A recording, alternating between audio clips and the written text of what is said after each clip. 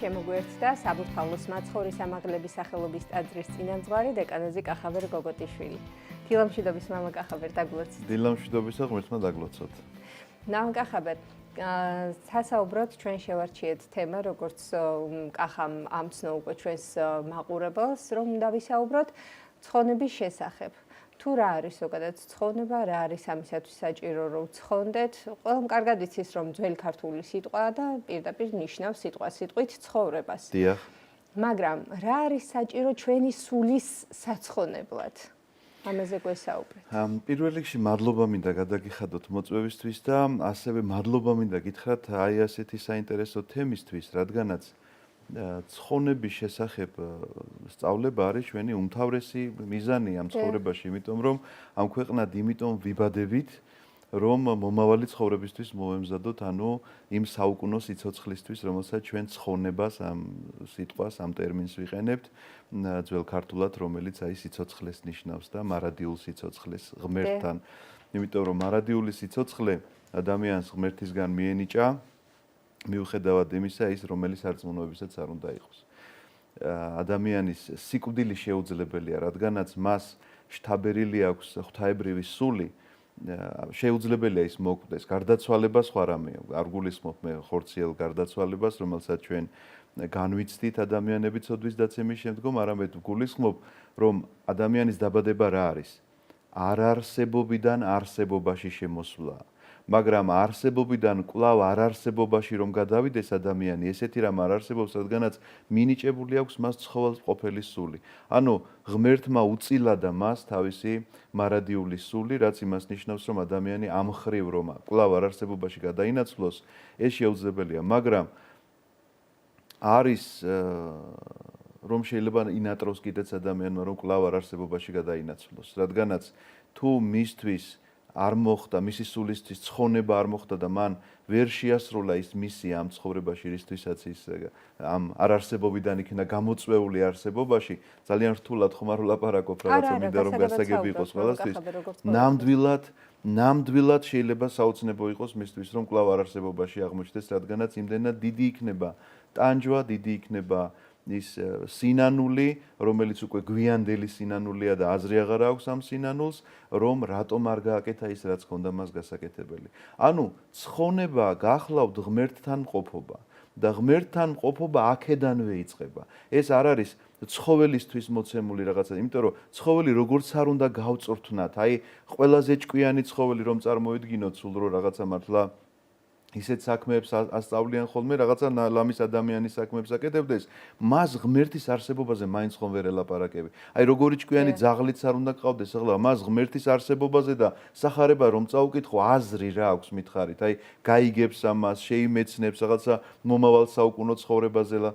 შეიძლება მას ასწავლო რაღაცა ფეხსაცმელი მოგიტანა და რაღაცა წაიღო, ეს გასაგებია და იწვრთნება ასე ნამდვილად ჭკვიანები და გონიერები არიან ხშირად ცხოველები, მაგრამ ლაპარაკსაც კი სწავლობენ თუთიყუშები, მაგრამ ეს იმას ხო არ ნიშნავს, რომ საუკუნო სიცოცხლეზე ჩვენ მათ ვესაუბრებით. ერთადერთი არსება, რომელიც საუკუნო სიცოცხლისათვის არის მოწოდებული, ეს გახლავთ ადამიანი და ეს გახლავთ სწორედ მისი მიზანი ეს უნდა იყოს, რომ ღმერთთან მყოფობით, რომელიც ამ ქვეყნიდანვე უნდა დაიწყოს, მან მოიპოვოს ის საუკუნო სიცოცხლე და საუკუნო ნეტარება, რომელიც ერთი სიტყვით გამოიხატება აი ამ ტერმინით. ადამიანს შეუძლია აქვე მიწიერ ყოფაში ვთქვათ, შეიქმნას სამოთხე და ასევე ჯოჯოხეთი. ანუ ამაზე დამოკიდებული ჩვენი ცხოვრებას როგორ გამლევთ, ხო? ანუ ჩვენი გზა რამდენად სწორი იქნება, რომ მე უკვე ჩვენი სული ცხონდეს. სწორედ ამას გულისხმობდი მეც, ამიტომაც ადამიანის სულს აქვს რაღაცა როგორც რაღაც გენეტიკური კოდი იდება ყველა არსებაში, რაღაცა გენეტიკური კოდი არის ჩადებული, მოგეხსენებათ, ეხა თხას არ დაუმთავრებია უნივერსიტეტი, რომელი ბალახი ჭამოს და რომელი არ ჭამოს, მან ზუსტად იცის და ფუტკარმა რომელი საიდან რა აიღოს, ეს ყველაფერი არა ყოველგვარი იმის უმაღლესი განათლების გარეშე იციან, ხო, არსებობს ესეთი გენეტიკური, ესევე არსებობს ადამიანშიც და მის სულში არსებობს ეს რაღაცა მეხსიერებითი გაუცნობიერებელი მეხსიერებითი რაღაცა კოდი შეიძლება ესე დავარქვათ ამას, რომ ის ისწრაფვის ღმერთისკენ. არ შეუძლია ადამიანს რა მდგომარეობაშიც არ უნდა იმყოფებოდეს, როგორ წარმართულ სამყაროშიც არ უნდა იმყოფებოდეს, არ შეუძლია ადამიანს რომ რაღაცა სულიერ კავშირს არ ეძებდეს უზენაესთან. კი, ხშირად ეს შეცდომით მოსდის და შეიძლება არასწორი მიმართულებით წავიდეს, მაგრამ ამ კავშირის ძიებაში გამუდმებულად იმყოფება. ამიტომაც ჩვენ რაც ვთქვით ცხონების შესახებ, მოდით ახლა თქვენი ნებართვით ვილაპარაკოთ იმ გზებზე, თუ რა არის ადამიანისთვის გასაკეთებელი, რომ მან მოიპოვოს ეს ცხონება.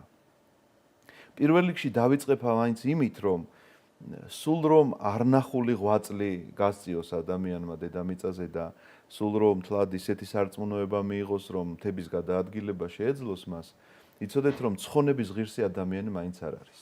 ცოტა მკაცრად ჟღერს ეს ამბავი, ხო? ნამდვილად არ არის ცხონების ღირსი, იმიტომ რომ არსებობს მოცემული სჯული.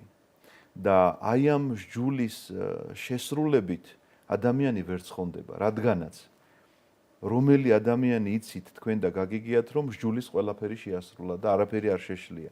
ყველა მუხლი ზედმიწევნით არ არსებობს ესეთი ადამიანი. არა არის კაცი, რომელიც ცხონდეს და არას ცოდოს. ეს ფსალმუნის სიტყვებია მოგიხსენებათ. შესაბამისად, სჯულით რომ ცხონება შესაძლებელი ყოფილიყო, ქრისტეს განხორციელება, განკაცება, საჭიროება აღარ დადგებოდა. მაშინ ვინც შეასრულებდა სჯულს ის ცხონდებოდა, ვინც ვერ შეასრულებდა ვერ ცხონდებოდა და ამ ორი პირობით იქნებოდა დაყოფა. რადგანაც სჯულის შესრულება შეუძლებელია, მოდის ღმერთკაცი, რომელიც განკაცდა ჩვენი ცოდვებისათვის, რომ სჯული შეასრულოს და ვინც ვერ ასრულებს სჯულს, მისი ცოდვები მან იტვირთოს და ეს არის ჯვარცმა. ამისი დაჯერება, ამისი რწმენა მართებს ადამიანს პირველ რიგში, რომელიც ცხონების გზაზე აპირებს დადგომას. ანუ რწმენა ღვთისა, იმისა, რომ ღმერთი კაცთმოყვარეა და მიუხედავად დაცემულობისა, მიუხედავად იმისა, რომ ადამიანი დაშორდა თავისი ცოდვებით ღმერთს, ღმერთმა ის არ დატოვა და იმ უკიდურესი დაცემულობიდან გამოიხსნა და ამოიყვანა, რომელი უკიდურესებაცაც ჯოჯოხეთი ქვია და მისთვის 60-ის კარი გაახო. ეს გახლავთ ის რწმენა, რომელი რწმენითაც ადამიანი გადარჩება და არა იმით, რომ მისი პირადი საქმეებით მას შეეძლო. თუმცა კი პირადი საქმეების მონდომება აუცილებელია.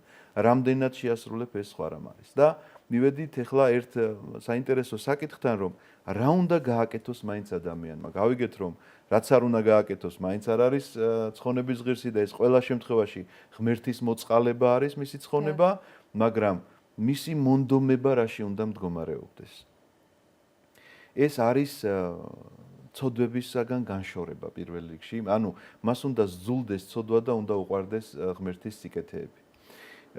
ამიტომაც იოანე ოქროპირი გვთავაზობს ჩვენ რაღაცა ესეთ 5 მეთოდს, როგორ შეგვიძლია ჩვენ მოვიშოროთ ჩვენი ცოდვები და რაღაცა ჩვენი სულიერი სწრაფვა მივმართოთ უფრო მეტად ღმერთისაკენ.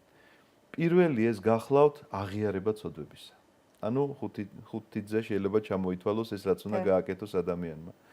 პირველი ეს გახლავთ აღიარება ცოდვისა და ეს ძალიან მნიშვნელოვანი ამბავია. რატომ?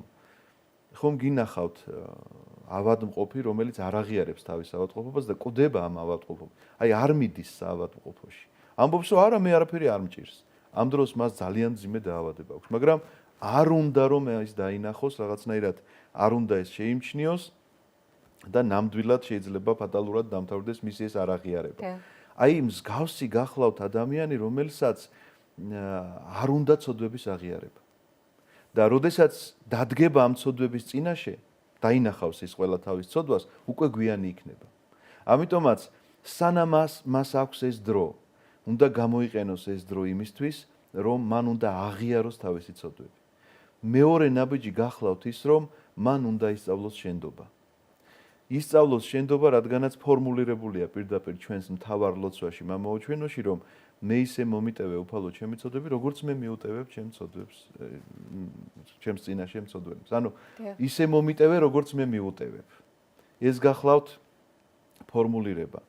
მესამე გახლავთ ლოცვა და მარხვა ერთად.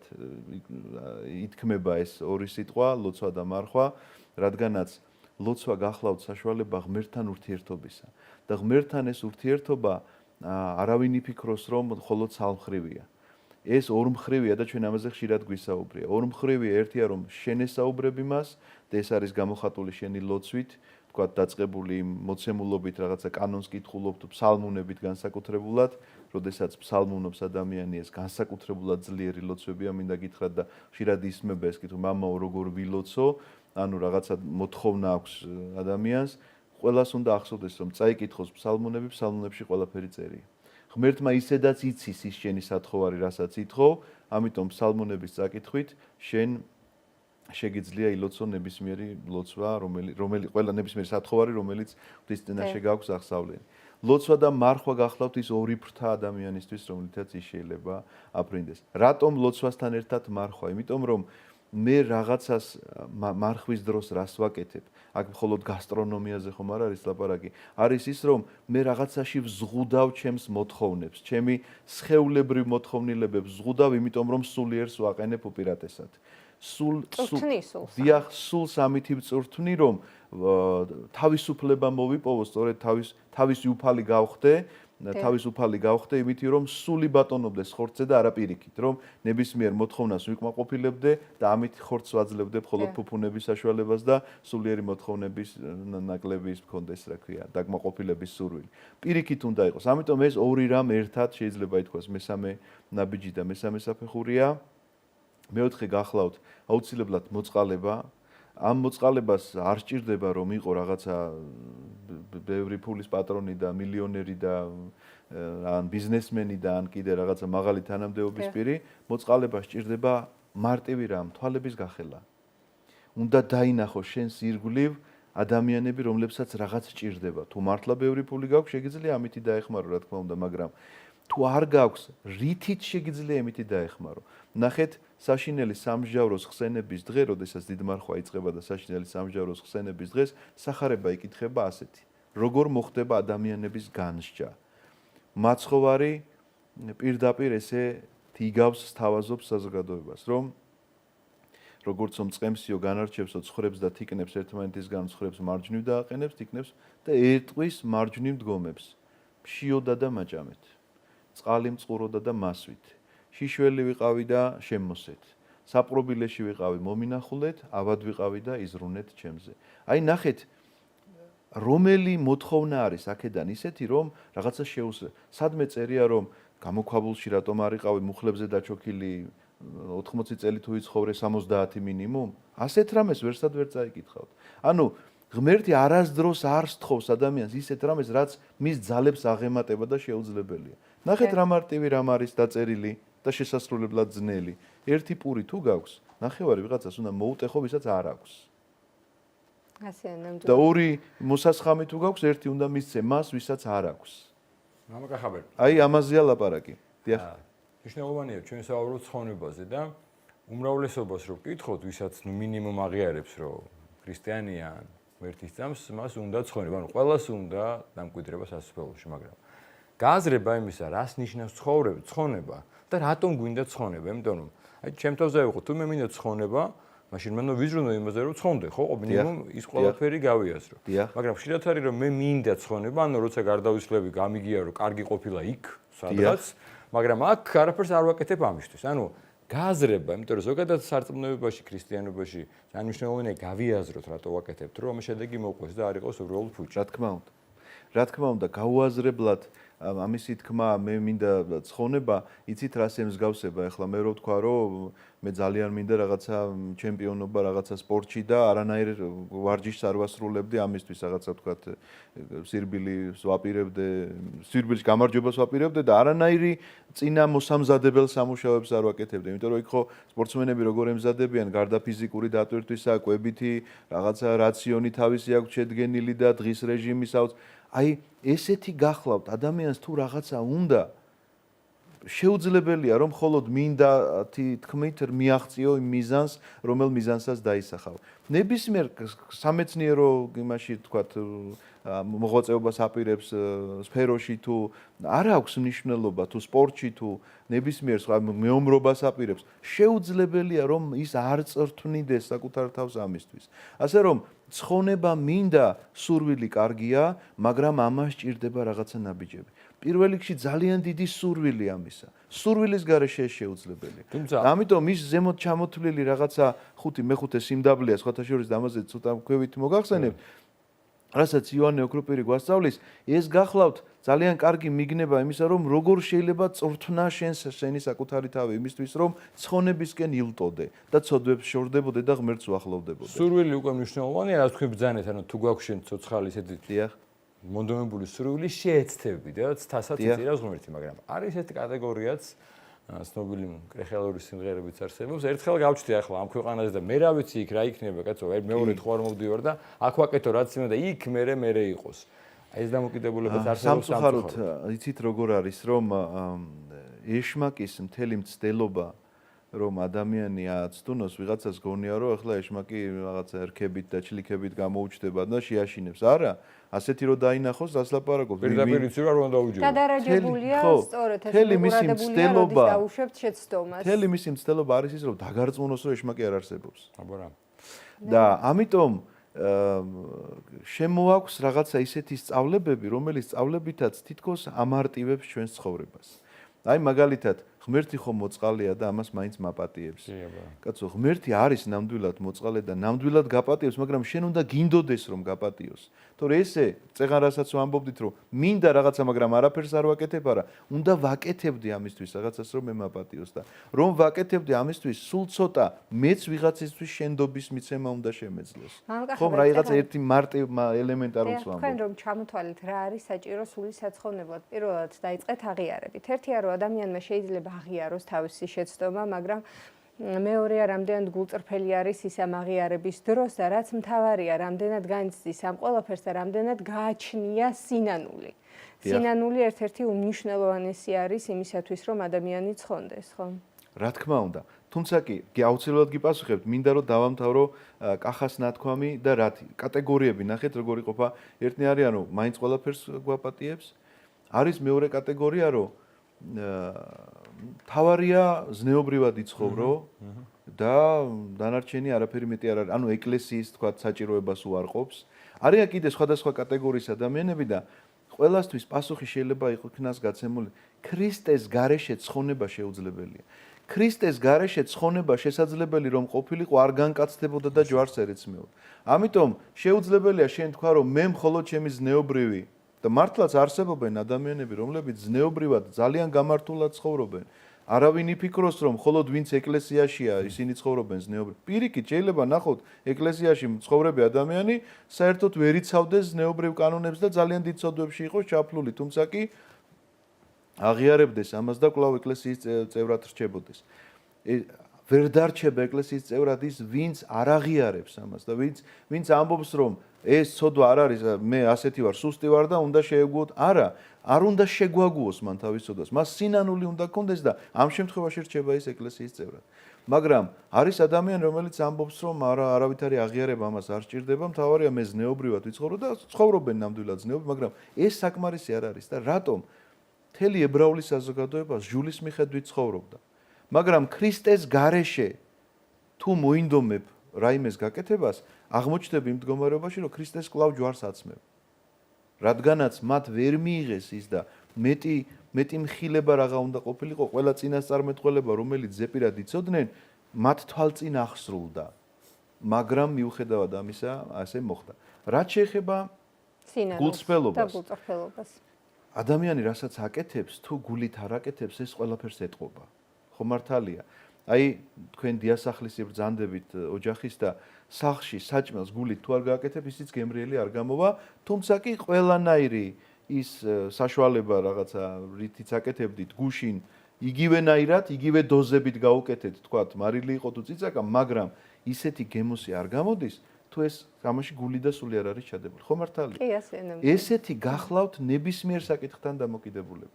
თუნდაც იმ სპორტზე რო ვილაპარაკეთ და თუნდაც მეცნიერებაზე, რომ მე თუ მინდა, მაგრამ ეს გულს გარეთ მინდა, ეს აუცილებლად ეტყობა ადამიანს და შეიძლება რაღაცა გარკვეულ სიმაღლემდე მივიდეს, ისევე როგორც საჭმელი გარეგნულად კი გაკეთდა, მაგრამ ისეთი გემო არ აქვს. აი ესეთი გახლავთ. თუ მან აღიარება გადაწყვიტა მხოლოდ ფორმალურად, იმიტომ რომ მოისმინა დღეს რომ აღიარება თურმე ყოფილა პირველი ნაბიჯი და ფორმალურად გადაწყვიტა და ამაში მთელი თავისი გული და სული არ ჩადო. იცით რა, გარეგნული ფორმით ეს ემსგავსება ნამდვილად სინანულს, მაგრამ შინაგანად არ იქნება ეს ის, რასაც ღმერთი ითხოვს ჩვენგან. იმიტომ რომ როგორ შეიძლება ამბობდე რომ ვიღაცაზე მიყვარს და არაფერს არ აკეთებდი ამისთვის. თუ გიყვარს ზრუნავ, თუ გიყვარს მზად ხარ ჯვარს ეცვა მისთვის. სიტყვა მიყვარხარ ნიშნავს რომ მე შენთვის ჯვარს ვეცმები. აი ესეთი ამ სიტყვის ნამდვილი შინაარსი და არა რაღაცა უწუწუ როგორც შეიძლება ხო როგორ მიყვარხარ და რა საყვარელი ხარ და ამ დროს არაფერს არ აკეთებდი ამ ადამიანისთვის მის გადასარჩენად, მის გამოსახსნელად, მის დასაცავად, მის რა ვიცი, კარგად რომ იყოს ეს ადამიანი ამისთვის შენ არ გიყვარს ეს ადამიანი. უბრალოდ გულოთ ამბობ ამას და მორჩა. კიდე ერთი საკითხია ხოლმე, რაც ხშირად ხდება, ეს ხან თანდაბლობით მოძდით, ხან ხიბლით, ხან თითქოს რაღაც ედმეტი თავმომწონებით. მე მაინც ვერ ვცხონდები და ახლა რა აზრი აქვს, მე ისევ ცხოვრობ, რომ ჩემი ცხოვრება შეუძლებელია და თითქოს რაღაც თვითონვე გამოიტანე ვერდიქტს, ანუ ღმერთს არც მე ამის უფლებას გადაწყვიტოს, ვინ აცხონოს არა და ამის გამო მე მაინც ვერ ვცხონდები და მაინც ვიცხოვრებ ისე რა, აი ამაზე რას გვეტყვი. ჩვენ ცოდვით დაცემამდე, ესე იგი ადამმა რაშიც შესწოდა, ეს ხომ ურჩობა იყო. ეს ხომ უკუღმა გაკეთება იყო იმისა, რასაც ღმერთი გეუბნება და ჩვენ აი ფაქტიურად ესე მემკვიდრეობით ვიმემკვიდრეთ ეს ცოდვის შედეგები და ხშირად გვახასიათებს მსგავსი რამ, რომ რასაც ღმერთი გვეუბნება იმის საპირისპიროს ვაკეთებდით. აი მე ხშირად მიწევს ამ თემაზე საუბარი მრევლთან და თქვენი ტელევიზიის საშუალებითაც არაერთგზის მიმართავ საზოგადოებისთვის. ღმერთმა უთხრა ადამიანს, რომ რაღაცა არ შეჭამო და მან შეჭამა. ეხლა ღმერთი მოვიდა განკაცდა და ყოველ კვირას მოგიწოდებს მიიღეთ და სჭამეთ. და არ ეზიარებიან ადამიანები. და რატომ არ ეზიარებიან? იცით, მე ამის ღირსი არ ვარ. და საერთოდ ნაზიარები ხარ კი, საერთოდ კი. და მაშინ ღირსი ხავი? აი, ძალიან არალოგიკურია, ხო, რომ მე ამის ღირსი არ, ამის ღირსი ვერასდროს ვერავინ ვერ იქნება. აი, რაც თქვენ ბრძანეთ, ეხა ამის პარალელური საუბარი გამოდის, მაგრამ ალბათ იმ კითხვასაც პასუხობს, რომ მე მაინც ვერ ვცხონდები. კი, გასაგებია, შეიძლება გქონდეს ამისი განცდა და შეგრძნა, მაგრამ ეს არ ნიშნავს იმას, რომ ხელები უნდა ჩამოუშვა. მე ამ ომს მაინც წავაგებ და ამიტომ, ესე იგი, ქვეყანამ გადაწყვიტოს, რომ არ იომოს მტრების წინაშე. მე ვთქვათ, რაღაცაში ვერ გავიმარჯვებ და ამიტომ არ გავიდე რაღაცა კონკურსში, ვთქვათ, სადაც წარმატებულს. ეს ხომ ნიშნავს, რომ წინასწარ წაგებულია. კითხვას ვამენ ხოლმე ხშირად, რომ თუ კი ღმერთმა იცოდა, რომ დაეცემოდა ადამი, რატომ შექმნა მაშინ მან საერთოდ? ისე იგი გამოდის, რომ რადგან ღმერთმა ეს წინასწარ იცოდა, თუ არ შექმნიდა სამყაროს და თუ არ შექმნიდა ადამიანს, იდეაში უკვე დამარცხებული იყო ბოროტისგან. ანუ იდეურად ვარ უკვე დამარცხებული, თუ მე ხელებს ჩამოვშვებ და ვიტყვი, რომ მე მაინც ვერ ვცხონდები, ამიტომ არაფერს არ გავაკეთებ. მე ღირსი არა ვარ, ამიტომ არ ვეზიარ. არ ხარ ღირსი, გასაგებია, მაგრამ ცდელობა უნდა გქონდეს, რომ ამისთვის ემზადებოდე და ეს უნდა გშიოდეს, ეს უნდა გწყუროდეს, რომ აი ამ შემხებლობაში იყო გამუდმებით ქრისტესთან და ეს შემხებლობა ხდება ზიარების დროს და გითხარით უკვე, სადაც უთხრეს, რომ არ ჭამო, იქ ჭამა და სადაც მოწოდებაა ყოველ კვირას, რომ მიიღეთ და სჭამეთ, იქ არ ჭამენ. მაგ მონაკვეთში კიდევ მამაკახაბერან მხოლოდ აკრძალვაზე არ არის საუბარი. მანდ არის თუ კარგად დაუკვირდებით, ასევე საუბარი აღიარებაზე სწორედ, რომ როდესაც თუ აღიარებდა ადამი თავის შეცოდებას, ასე ვთქვათ, და თავის ცოდვას, ხომ? მაშინ ალბათ ყველაფერი სხვანაირად იქნებოდა და არა ის, რომ გადაებრალებინა გველისთვის, ევასთვის, მაცხოვრისთვის და ასე შემდეგ. რა თქმა უნდა, ჩვენ იმ ხუთ საფეხურს რა ვთვლიდით, იქ პირველი აღიარებაზე რომ ვილაპარაკეთ, აღიარება ნიშნავს ფაქტიურად სხვისი ცოდვების არ დანახვას. და აი აღიარების შემდგომ შენდობაზე ვილაპარაკეთ. არ დანახვას, იმიტომ რომ როდესაც ადამიანი ამითია გართული, რომ ეხლა ისიც იპარავს და მეც მოვიპარავ და ისიც მრუშობს და მეც ვიმრუშებ, აი ამითი გამართლება მას არასდროს არ ექნება, იმიტომ რომ ის რას აკეთებს, იმას შენ არასდროს არ მოგთხოვენ. ყოველთვის შენ საქციელზე შენაგებ პასუხს. ისევე როგორც ადამიანისთვის ევა იყო პირველად რომ დაინახა ძვალი ძვალთა ჩემთაგანი და ხორცი ხორცთა ჩემთაგანი, ამბობს რომ აბსოლუტური მე ვარ ეს და ანუ სიყვარულის უმწვერვალესი გამოვლინებაა ესა, რომ სხვას კი არ ხედავს, საკუთარ თავს ხედავს ევაში. და უცბად ამბობს, რომ მე კი არა იმან, უკვე სხვაზე ლაპარაკობს. ვისწავლოთ ანუ ჩვენი მე ცოდნების კი არა იმან, აღიარება. დიახ, ეს ნიშნავს გადაბრალებას და ამიტომაც ეს აღიარება პირველი ნაბიჯია, რომელი ნაბიჯიც სხვის ცოდვებს არ დაგანახებს და მხოლოდ საკუთარ თავში ჩაგაღრმავებს და რაც თავარია თქვენ ძალიან სწორად აღნიშნეთ, რომ ეს ყველაფერი არ შეიძლება ხდებოდეს ფორმალურად. ამაში უნდა იყოს ჩადებული მთელი გული და სული, გონებით და გულით უნდა უღრმავდებოდეს ადამიანი და გამუდმებულად უნდა აფხიზლებდეს საკუთარ თავს აი ამ ღვაწლისთვის. უღრმესი მადლობა მოგზაურობისთვის და საინტერესო საუბრისთვის. თქვენ კი შეგახსენებთ, რომ სტუდიის სტუმარი გახდათ საბურთალოს მაცხოვრის ამაღლების სახელობის ტაძრის წინამძღვარი დეკანოზი კახაბერ გოგოტიშვილი.